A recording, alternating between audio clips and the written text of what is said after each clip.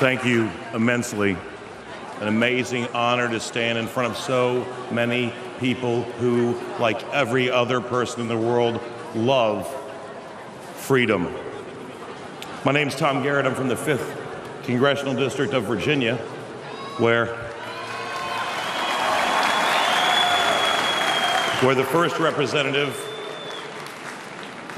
representative elected to serve in Congress was a man named James Madison, who drafted the Constitution of the United States, and where our third president, Thomas Jefferson, lived when he drafted the following words: "We hold these truths to be self-evident, that all men are created equal and endowed by their Creator with certain inalienable rights, and that among these are life, liberty, and the pursuit of happiness." The world needs to know the scope and scale of the oppression of the Iranian regime. The world needs to know. As an American, I tend to break things down into American terms, so if you take the 120,000 people murdered by this regime and you convert for the population difference between the United States, it would be the equivalent of all the Americans who died in the entire Second World War.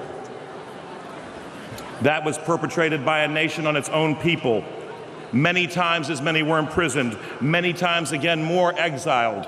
Let us put our friends and our enemies on notice alike.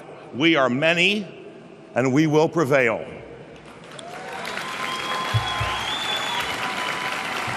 There can be no change, however, without addressing the instrument of horror that props up the oppressive mullahs. The IRGC must be eviscerated. I thank Congressman Poe, Congressman McCall, my colleagues, for the IRGC terror designation bill. The IRGC controls the entire black market economy. They control a huge percentage of the entire economy.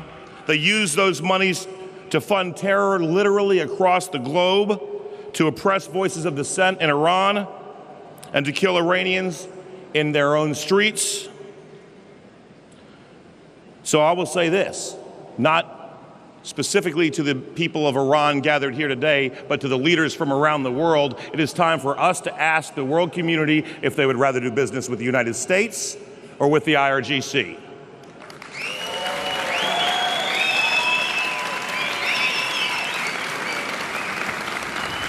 And so in the spirit of universal brotherhood and respect for all peaceful practitioners of all faiths, I'll leave by adapting a historical phrase. It is my sincerest hope that I see each and every one of you again next year in Tehran.